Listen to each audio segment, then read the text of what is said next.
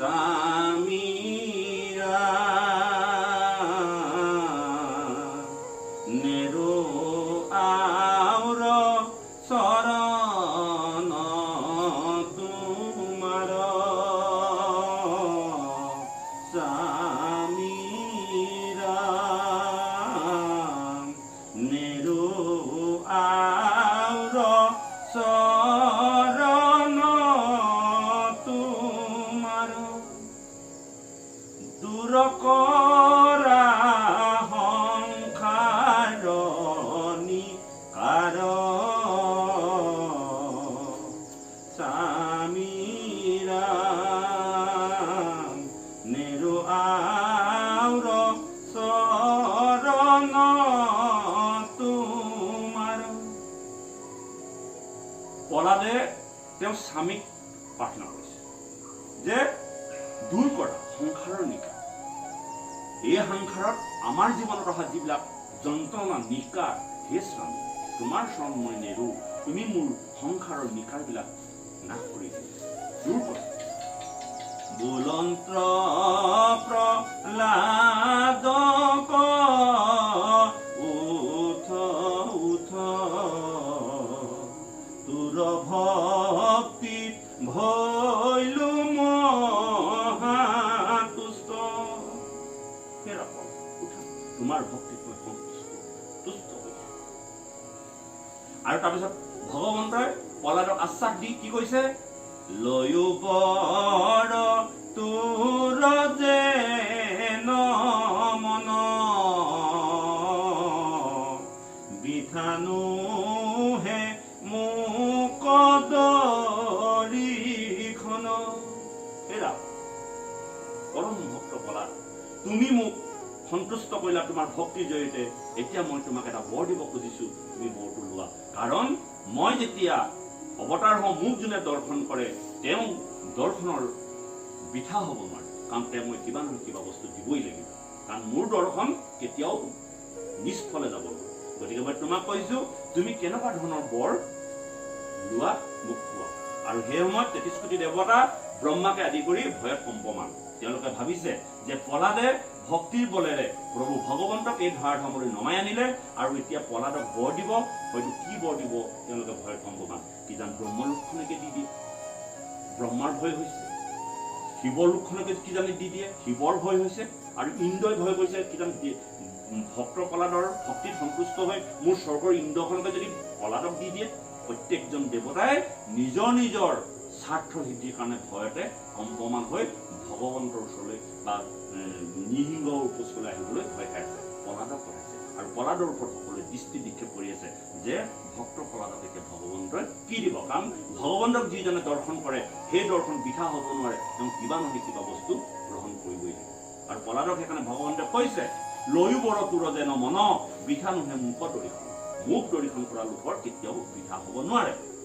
আৰু কি কৈছে, মোক দেখিলে কজিতু জন নাহি তাৰ পুনৰাগমন। যিজনে মোক দৰ্শন কৰে বা দৰ্শন কৰিবলৈ সক্ষম হয় তেওঁ এই জীৱনলৈ পুনৰ আৰু ঘূৰি আহিবলগীয়া নহয়। এই কথাটো ভগৱন্ত পুৰুষে কৈছে, আৰু পলাদেও এই কথাষাৰ জানে। কিন্তু জানিও কি কৰিছে, পলাদক তেওঁ কিবা বৰ দিব খুজিছে, আৰু বৰটো দিবলৈ যাওঁতে কি কৈছে, ভকতৰ পুৰু মনোৰথ দিওতাৰ মুখ্য ধৰ্ম অৰ্থ। ভকতৰ মনোৰথ থাকে, ধৰ্ম অৰ্থ কাম মুখ্য চাৰিবোৰ থাকে, কিন্তু ভকতজনে এনেকুৱা ধৰণৰ সাধনা কৰে, ধৰ্ম অৰ্থ কাম মুখ্যকো পৰিত্যাগ কৰি তেওঁ কি কৰে, সাধনাত সিদ্ধস্ত হয়। ধৰ্ম অৰ্থ কাম মুখ্য ভকতৰ এইবিলাক তিন্ন সম বুলি কৈছে, এইবিলাক ভকতে কেতিয়াও নিবিচাৰে। আৰু সেই মোৰ পৰম কৃপালু গুৰুজনাই তেওঁ লিখিছে, কি লিখিছে, হৰি ভক্তি দান তাহাৰ কি আছে, হৰি ভক্তি দান দিয়া জগতক তাৰিলা সংসাৰ হিন্দু ন, চাৰি পুৰুষাৰ্থ কি আছিলে কাহিনীটো, চাৰি পুৰুষাৰ্থ তাহাৰ নিজৰা হৰি নামে মূলধাৰ।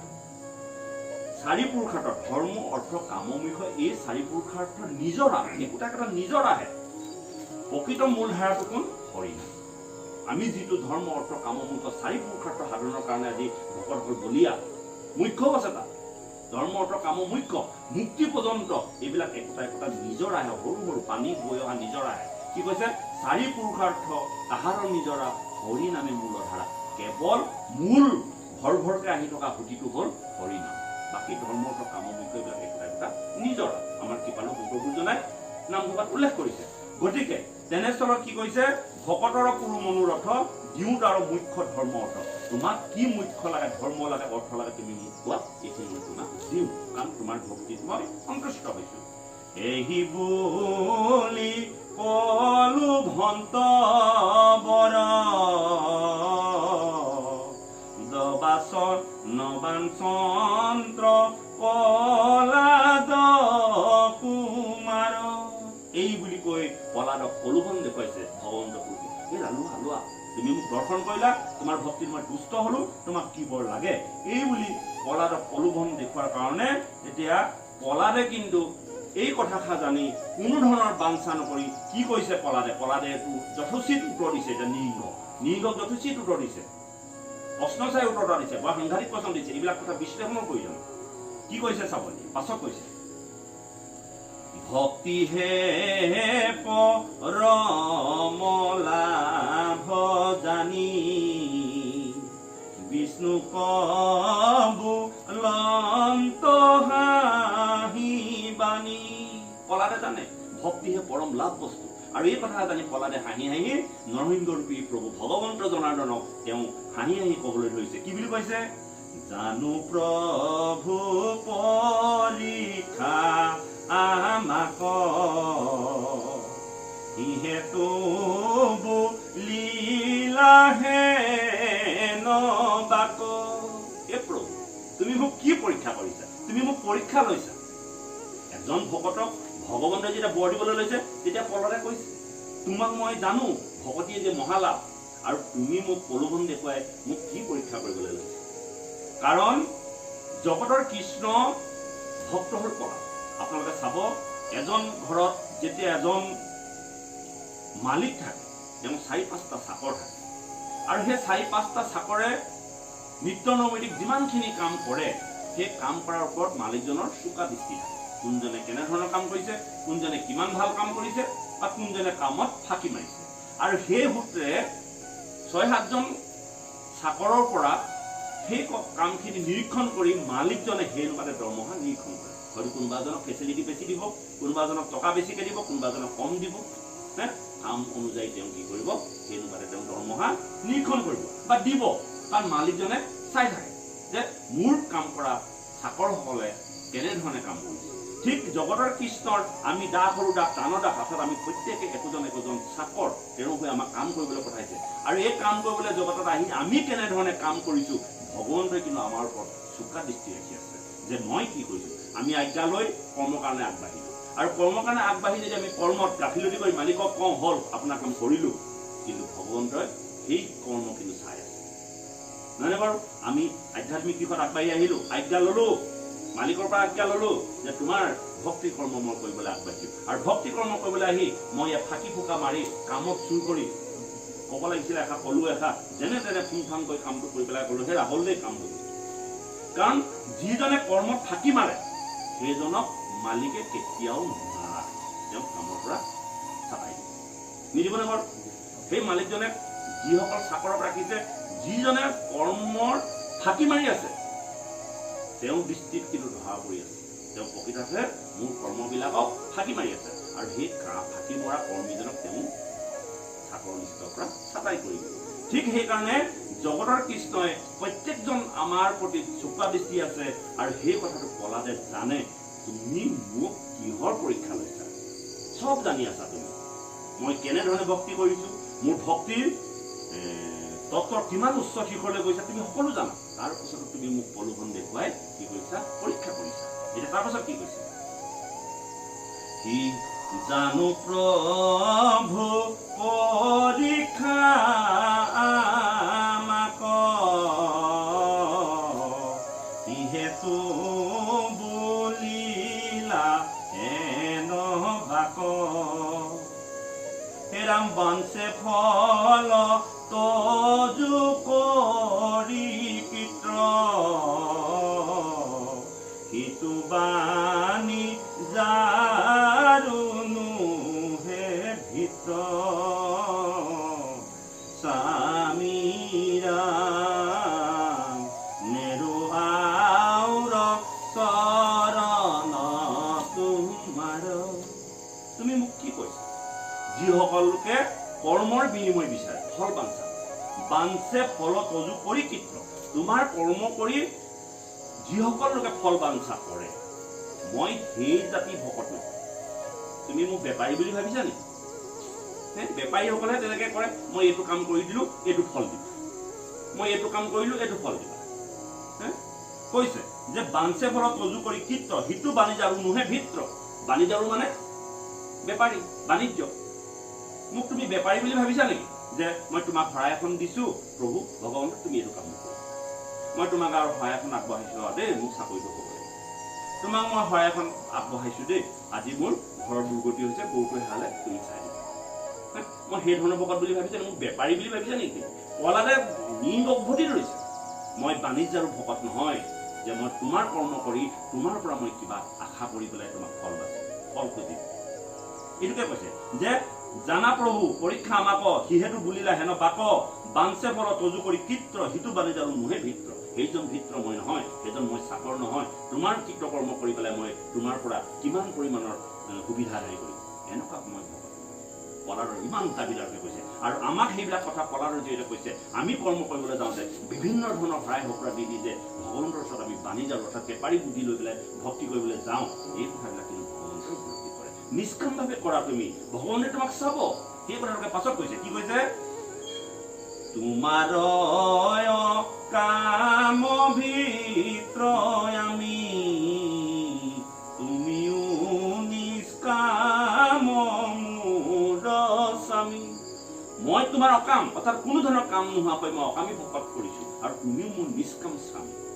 মোৰ স্বামীজনে নিষ্কাম, কোনো ফল আশা নকৰে, আৰু ময়ো ভক্ত হৈ শিষ্য হৈ যদি সকামী কৰ্ম কৰো, তেতিয়াহ'লে কোনো ধৰণৰ কাম নহ'ব। মোৰ যেতিয়া স্বামীজন মোৰ গৰাকীজন নিষ্কামী আৰু মই যদি সকামী হওঁ, তেতিয়াহ'লে মোৰ নিষ্কামী ভক্তজনে সকামী ভক্তক ভাল নাপায়।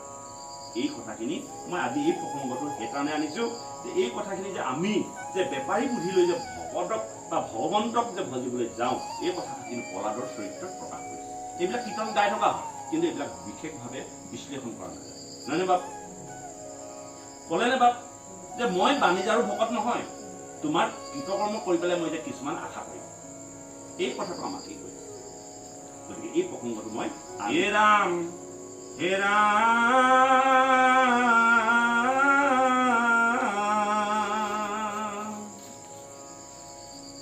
ভকতি হে সমস্তে পুণ্যৰ কুৱে পাত্ৰ জানি নিজ ধৰ্মতে যি মোক ভজৈ মাত্ৰ বুদ্ধিহ বিশ্বাসে মোক কৰিলে কবৈছ এহি মহাসাধু সখী কহিলো ৰহস্য এৰা মানদেৱ নৰাদে নহাদে স্বৰ্গ কাম নেৰৈ সুখে দুখে মুখে মূৰ গুণ নাম মূৰ মূৰ্তি মনে নিদ্ৰে হৃদয়ত ধৰৈ জানা সখী হেহি মহা সাধু সুখে তৰৈ।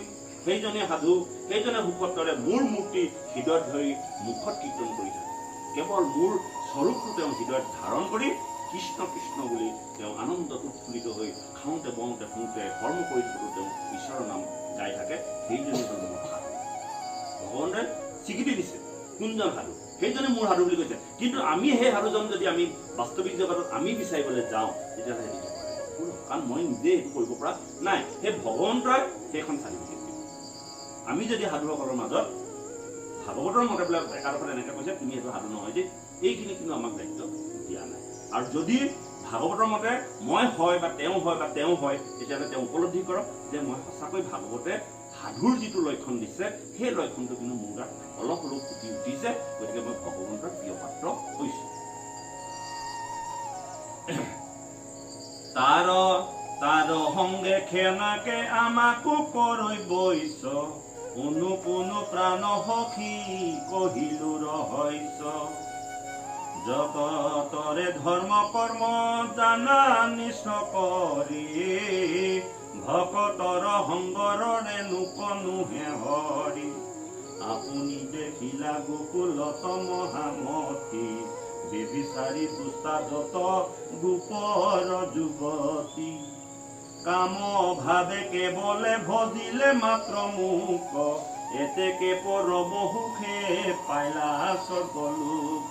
চোৱাচোন গোপীসকলে তেওঁলোকে গোকুলৰ অনাচাৰী আৰু তেওঁলোকে কাম ভাবে যে ভজিবলৈ আহোঁতেও তেওঁলোকে কি কৰিলে মই গতি দিলো।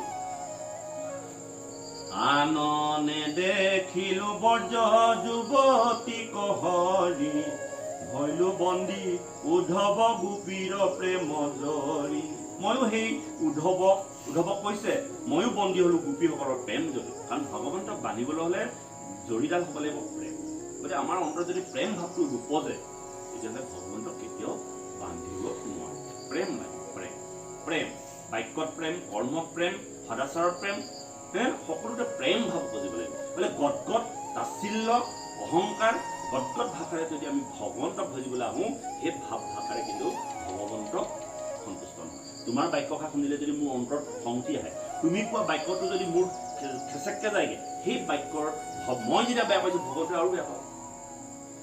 গতিকে এই কথাবিলাক আমাক ভাগৱতে কৈছে আৰু আমি নোৱাৰো। আমাৰ স্বভাৱত কিছুমান দুখ হৈ আহিলে আমি জন্মতে আমি বেলেগ বেলেগ মানে ষ্টেজত জন্মগ্ৰহণ কৰাৰ কাৰণে আমাৰ ভাৱ ভাষা মাত কথাবিলাক খতঙা হ'ল। কিন্তু আমি ভাগৱতৰ জৰিয়তে ক্ৰমান্বয়ে আমি ভকতীয়া সাধুৰ সংগত মাৰ্জিত ভাৱ ভাষা প্ৰয়োগ কৰিব লাগে। গতিকে ভকতে ভগৱানক বাপ সমস্ত বাপ আই এই সম্বন্ধ ধৰণে যাতে কোনো তাচ্ছিল্য ইটিকিং ঠাট্টা সুৰত যাতে ভকতে ভগতক নকয় বা ধমকা ধমকি নকয়, এনেধৰণৰ আচৰণ কিন্তু আমি দিনক দিনে কৰিবলৈ যত্ন কৰিব লাগে। কাৰণ যি বাক্য শুনিলে আনে দুখ পায় সেই বাক্য শুনিলে ভগৱন্তও দুখ পাব। যি বাক্য শুনিলে ভকতসকল আনন্দিত হয়, পৰমাৰ্থী হৈ যায়, সেই ভকত বা সেই বাক্য ভগৱন্তও ভাল পাব। গতিকে মোক প্ৰেম জৰিহে বান্ধিব পাৰিব, সেই প্ৰেম জৰি কোনে বান্ধিছিলে? গোপীসকলে বান্ধিছিলে। সেইটো উদ্ধৱক কৈ আছে। আৰ এতেকে উদ্ধৱ তুমি ৰেজা বেদ পন্থ জীৱা জানা শুনা হবে এৰা আন গ্ৰন্থ একে মুক্ত মাত্ৰ তুমি লয়ো কহৰণ নকৰিবা ভয়ময়ী কৰিব ৰক্ষণ। হেৰা উদ্ধৱ, মই তোমাক কৈছো তুমি যত যি বেদ পঢ়িলা আজি তাৰিখলৈকে যিমানবিলাক শাস্ত্ৰ পঢ়িলা সমস্ত শাস্ত্ৰ বেদ গ্ৰন্থবিলাক তুমি এৰি দিয়া বুলি কৈছে। আজি তাৰিখলৈকে যিমানখিনি তুমি অধ্যয়ন কৰা, উদ্ধৱেও অধ্যয়ন কৰিছে নহয়। সান্দীপনী গুৰুৰ শিক্ষাৰ দিনৰ পৰা বেদ জপ মন্ত্ৰ বহুত কৰিছে উদ্ধৱে। বোলে উদ্ধৱক কৈছে যে হেৰা উদ্ধৱ, মই তোমাক কওঁ তুমি যত বেদ বেদান্ত শাস্ত্ৰ ভাগৱত শাস্ত্ৰ পঢ়িলা সকলো শাস্ত্ৰ তুমি বাদ দিয়া, সেইবিলাক পন্থ তুমি বাদ দিয়া। কি ক'লে? এতেকে উদ্ধৱ তুমি তেজা বেদ পন্থ জীৱা জানা শুনা হবে এৰা আন গ্ৰন্থ। বেদৰ পন্থবিলাক এৰি দিয়া, আন গ্ৰন্থবিলাক বাদ দিয়া, এইবিলাক বাদ দিয়া, তোমাক দৰকাৰ নাই। কি কৈছে? একে মূত্ৰ মাত্ৰ তুমি লয়ো কহৰণ নকৰিবা ভয়ময়ী কৰিব ৰক্ষণ। তুমি কেৱল মোক শৰণ লোৱা, তুমি ভয় নকৰিবা, মই সকলো সময়তে তোমাক মই ৰক্ষা কৰিম। কৃষ্ণ উদ্ধৱক কৈছে। তুমি নাভাবিবা যে মই পুৰাণ 17খন পুৰাণ পঢ়িলে মোক ভগৱন্তে ভাল পাব। তুমি নাভাবিবা যে 4খন বেদৰ তত্ত্ব জ্ঞান মই উপলব্ধি কৰিলে মোক ভগৱন্তে ভাল পাব। সেই চব বাদ দিয়া। কি বাদ দিয়া? কেৱল মোকে তুমি শৰণ লোৱা, মই তোমাক অংগীকাৰ কৰি কৈছো, শপত খাই কৈছো, মই তোমাক সকলো সময়তে ৰক্ষা কৰিম। কেৱল মোকে শৰণ লোৱা। আৰু সেই কথাটোক কি কৈছে? এই কথাখিনি কৃষ্ণই অৰ্জুনক কোৱা গীতাৰ পৰা তুলি দিছে, আনি আকৌ ভাগৱতত দিছে। এই একেটা কথাকে একেখিনি বাক্যকে কৃষ্ণই অৰ্জুনক কৈ আছে যে অৰ্জুন সমস্ত কথা তুমি বাদ দিয়া, মোক শৰণ লোৱা, মোৰ তাতে শৰণ লোৱা। কাৰণ কেলে কৈ থাকে? কৃষ্ণই কিয় বাৰে বাৰে নিজৰ শৰণ লোৱাৰ কথা কৈ থাকে? যে লোকসকলে নাজানে কাৰণে নিজ ধৰ্মটো শুদ্ধ ধৰ্মটো প্ৰচাৰ কৰিবৰ কাৰণে তেওঁ যুগে যুগে এই ধৰ্মত অৱতাৰ গ্ৰহণ কৰি ধৰ্মটো শিকাবৰ কাৰণে ময়ে সঁচা বুলি তেওঁ নহ'লে মানুহে নাজানে। ভগৱানে কৈ থকাৰ পাছতো মানুহে বিশ্বাস নকৰে, তাৰপিছত ভগৱানে যদি ধৰ্মটো প্ৰচাৰ নকৰে কোনে মানুহ? আৰ হত্যে বোলে উদ্ধৱ বান্ধৱ তুমি মৰ্ম মোক যেবে নজানে তাৰেহে আন কৰ্ম ভকতি তাৰিবে তুমি চিৰ কৰামতি লৈও সাধু সংগ সখী সুখে সাধা গতি আৰ শুনা হবা হদ পদ মহাভাগৱত এই কথা কইল কৃষ্ণে গীতাৰ অন্তত এই কথাবিলাক গীতাৰ অন্তত কৃষ্ণই অৰ্জুনক কৈ আছে এৰাম সৰ্ব ধৰ্ম এৰি এক হৰ নহাই খাত বুদ্ধি বিশ্বাসে সখী লৈও ক আমাত এৰাম নকৰিবা ভয় হেৰা কৰো অংগীকাৰ সমস্তে পাপতে মই কৰিব নিস্তাৰ এই বাক্যষাৰ পোৱাৰ পাছত আৰু কি চিন্তা অংগীকাৰ অংগীকাৰ মানে প্ৰতিজ্ঞা কৰি কৈছে মই প্ৰতিজ্ঞা কৰি কৈছো মোক তুমি শৰণ লোৱা মোৰ তাত শৰণ লোৱা মানে সমস্ত পাপৰ পৰা মই তোমাক উদ্ধাৰ কৰিম সমস্ত পাপ যি পাপৰ কাৰণে আমি বিভিন্ন যাত্ৰীক পূজা পাতল কৰি উপশম পাবৰ কাৰণে চেষ্টা কৰিছো কৃষ্ণ অংগীকাৰ কৰি কৈছে অৰ্জুনক কৈছে যে তুমি মোকে শৰণ লোৱা মই সমস্ত পাপৰ পৰা তোমাক উদ্ধাৰ কৰিম মই অংগীকাৰ কৰি কৈছো প্ৰতিজ্ঞা কৰি কৈছো আৰু কৃষ্ণৰ প্ৰতিজ্ঞা মুখৰ বাণী এক বিন্দু অথলে সেইকাৰণে ঈশ্বৰ কৃষ্ণৰ শৰণ লোৱা সকলৰ কেতিয়াও পাপে চুব নোৱাৰে কাৰণ গোপীসকল সেইকাৰণে উদ্ধাৰ হৈ গৈছে কেৱল কৃষ্ণক চিনি পাইছে কেৱল কৃষ্ণ খাওঁতে শুওঁতে বওঁতে হাঁহোতে মুঠোতে কৃষ্ণ কৃষ্ণ কৃষ্ণ কৃষ্ণ আকাশে বতাহে ডালে গছে পাতে সকলোতে কৃষ্ণকে দেখিছে এই ব্যৱস্থাটো যেতিয়ালৈকে আমি ৰোমাঞ্চিত হৈ এক কৃষ্ণবাদত শৰণ ল'ব নোৱাৰো তেতিয়ালৈকে কিন্তু কৃষ্ণই আমাক বুকুত সাৱটি ল'ব আৰু সেইদিনাই বুকুত সাৱটি ল'ব খাওঁতে বওঁতে শুওঁতে কেৱল কৃষ্ণ কৃষ্ণ কৃষ্ণ হা কৃষ্ণ হা কৃষ্ণ হে ৰাম অৰ্জুনতো গীতাৰ কহিলা হৰি তত্ৰ ঈশ্বৰ কৃষ্ণৰ আৱে লৈও কহন্মত এৰাম চাৰি বেদ ৰামায়ণ পুৰাণ ভাৰত কৰিকেহে কৈ মাত্ৰ সমস্তে শাস্ত্ৰ এই কথাবিলাক চাৰিখন বেদ ৰামায়ণ পুৰাণ মহাভাৰত সকলোতে হৰিহে কেৱলে সঁচা এই কথা কিন্তু চবতে প্ৰতিপন্ন কৰিছে চাৰিখন বেদতো আছে সমস্ত শাস্ত্ৰত আছে ৰামায়ণত আছে মহাভাৰতত আছে পুৰাণবিলাকত আছে কেৱল যে হৰিয়ে সঁচা এই কথা কিন্তু সমস্ত শাস্ত্ৰত আছে বুলি কৈছে হে ৰাম ইহা কোন জানিয়া নৈ কৈ অল্পমতি কদাচিতো নুশুনিবা কি হব সন্মতি এইবিলাক কথা উপলুঙা কৰি কিছুমান মানুহে তোমাক বিভিন্ন পন্থৰ বিভিন্ন মাৰ্গৰ কথা কব তোমাক সাৱধান কৰি দিছো তুমি এইবিলাক কথা কিন্তু নুশুনিবা আমাক কৈছে নুশুনিবা এইবিলাক কথা বাপ টোপনি আহিছে শুনক গতিকে কি কৈছে হৰিকেহে কয় মাত্ৰ সমস্তে শাস্ত্ৰত ইহাক নজানি আমি কৈ অল্পমতি যাৰ অল্পমতি সি ইমান কথা চিন্তা কৰিব নোৱাৰে ভাবিবই নোৱাৰে সেইখিনি কথা আৰু সেইজন মানুহৰ কথা শুনি তোমাৰ লক্ষ্যৰ পৰা তুমি বিচলিত নহবা এনেকুৱা কিছুমান অল্পমতি মানুহ আছে যিবিলাকে তোমাক পথ বিভ্ৰান্ত কৰি দিব বিভিন্ন মাৰ্গ দেখুৱাই এইটোহে কৰিব লাগে সেইটোহে কৰিব লাগে এইটোহে আমুকহে তামুকহে সমস্ত ভাগৱতে কোৱা কথাখানা মানে ক'ৰবাৰ পুৰাণত এটা লাইন পালে সেইটোকে খামোচা মাৰি ধৰি কৈছে ইয়াত কৈছে যে সমস্ত পুৰাণ বাদ দিয়া পুৰাণৰ পাছত পুৰাণ সূৰ্য হিচাপে ভাগৱত প্ৰতিষ্ঠিত আৰু ভাগৱতে যি কথা ক'ব সেই কথাই ভগৱন্তৰ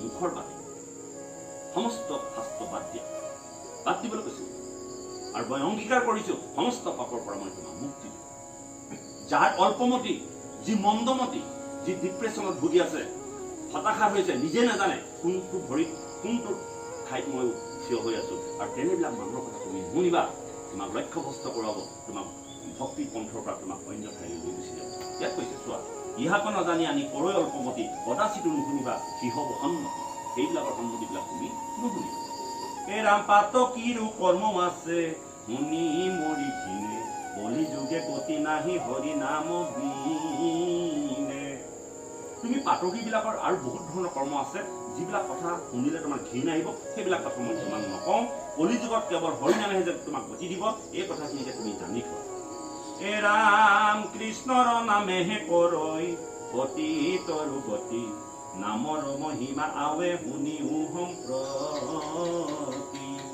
এৰাম যিটো জনে যাই মাধৱ বৰ নাম ধৰি পাছে পাছে পুৰৈ দেৱ দেৱী তুতি কৰি। যিজন লোকে ঈশ্বৰৰ ভক্তি কৰে দেৱ দেৱতাবিলাকে সেই ভক্তজনৰ পাছে পাছে ঘূৰি ফুৰে। হেৰা তুমি কোৱাচোন ঈশ্বৰৰ নাম আমিও শুনিবলৈ মন যায়। দেৱ দেৱতাবিলাকে ঈশ্বৰৰ নাম গাব নোৱাৰে, ভকতজনৰ পাছে পাছে ঘূৰি ফুৰে যে তুমি ঈশ্বৰৰ নাম গাই দিওঁ আমিও শুনি ভাল পাওঁ। দেৱ দেৱতাবিলাক ভকতৰ পাছে পাছে ঘূৰি ফুৰে আৰু ভকতজনে নাজানি পেলাই দেৱ দেৱতা পূজা কৰিবলৈ গৈছে। এইটো কথা কৈছে যে যিটোজনে যাই মাধৱ বৰ নাম ধৰি পাছে পাছে পুৰৈ দেৱ দেৱী তুতি কৰি প্ৰাৰ্থনা কৰি কৰি ঘূৰি ফুৰে ভকতজনৰ পাছে পাছে, যিজনে মাধৱৰ গুণগান গাই ফুৰে। হেৰা মূৰ্তিমন্ত হুইয়া পাঞ্চ বকাৰ মুকুতি মুকলৈও বাপ বুলি কৰয় কাকুতি। আৰু দেৱ দেৱতাবিলাকে পঞ্চ প্ৰকাৰৰ মূৰ্তি, 5 প্ৰকাৰৰ মূৰ্তি আছে। হাৰুপ্য, হাজুৰ্য, হালুপ্য, হামিপ্য, নিৰ্বাণ, এই 5 প্ৰকাৰৰ মূৰ্তি মন্ত্ৰ লৈ কাহিয়ে কাহিয়ে ঘূৰি ফুৰে ভকতজন। মুক্তি লোৱা, তোমাৰ মুক্তিহে লাগে। ভকতি শ্ৰেষ্ঠ ফলটো হ'ল মুক্তি। মুক্তি মানে জানেনে? মুক্তি মানে হ'ল বন্ধনৰ পৰা মুক্ত। বন্ধনৰ পৰা মুক্ত। ৰছীডাল গৰুটো বান্ধি থৈছে, খুলি দিয়াৰ লগে লগে মুক্ত। মুক্তি আকৌ মুক্তি পালে। জেলত আছে বোলে আজি জেলৰ পৰা মুক্তি পালে। মুক্তি মানে বন্ধনৰ পৰা মুক্ত। অৰ্থাৎ মুক্তি শব্দটো এইটো, আপুনি সাংসাৰিক বন্ধনৰ পৰা মুক্ত হোৱা। ঈশ্বৰ ভক্তি কলে মুখ্য পায়। কি মুখ্য পায়? তেওঁ বন্ধনৰ পৰা মুক্ত হয়। সাংসাৰিক জীৱনত যিটো বন্ধন, হৰিৰ প্ৰতি যেতিয়া ৰোমাঞ্চিত হৈ যাব, তেওঁ সংসাৰৰ বন্ধনৰে বান্ধি দিব নোৱাৰে। তেওঁ মুখ্য পদ। আৰু সেই মুখ্য পদ দেৱ দেৱতাৰ পাছে পাছে ভকতৰ পাছে পাছে লৈ ঘূৰি গৈছে। এনেকুৱা এজন হৰি ভকত, যিজন প্ৰকৃতাৰ্থত ঈশ্বৰৰ ৰোমাঞ্চিত, তেওঁ কোনো মানুহে বান্ধিব। মই জামেই গৈছো বাদ যে ৰাখো, কিন্তু আমি সেইটো উচ্চ কৰি ঘৰৰ সাংসাৰিক কথাবিলাকে পূৰ্ণ কৰি লৈছো। গতিকে আমি বান্ধ খাই আছো। আমি মুক্ত সেইজন কোনদিনা হ'ব মুক্ত? যিদিনা হৰিত প্ৰেম আহিব, যিদিনা হৰিৰ কথাই আমাক ৰোমাঞ্চিত কৰিব, তেতিয়া আপুনি 7টা বজাৰ লগে লগে ৰাতিপুৱা অহাৰ লগে লগে ইয়াত দবাব মাছ দিব লাগিব। কাৰণ আপুনি ঈশ্বৰৰ প্ৰতি ভাবক। ৰাতি কেতিয়াবাই লাগি থাকিব। কেতিয়াকে গৈ মই গুৰুধাৰা ভাগ কৰোঁ, কেতিয়াকে মই নামখা গাওঁ, কেতিয়াকে মই প্ৰাৰ্থনা জনা গাওঁ। সংসাৰৰ বন্ধনৰ পৰা মুক্ত তেতিয়া হ'ব যেতিয়া ঈশ্বৰৰ প্ৰতি ভাৱমান হ'ব, ৰোমাঞ্চিত হ'ব। কেৱল তেওঁ ঈশ্বৰৰ কথা পতাৰ বেলেগ কথা। কোনো সমাজৰ কোনো বিষয়ৰ কথাই তেওঁ বান্ধি ৰাখিব নোৱাৰে। এইটো কেৱল বন্ধনৰ পৰা মুক্ত। হেৰা মূৰ্তিমন্ত হুইয়া পাঞ্চ বকাৰ মুকুতি মুকলৈও বাপ বুলি কৰয় কাকুতি। পাপ সংহাৰক হৰি নাম মহাবলী যাৰ ধ্বনি শুনি কম্পি পলাই পাপ কলি। হেৰাম জগতৰে পৰমহু হৃদ হৰি নাম জানি নিৰন্তৰে নৰে বোলা ৰাম কৃষ্ণ হৰি ৰাম হৰি কৃষ্ণ হৰি হৰি কৃষ্ণ। বাবুকল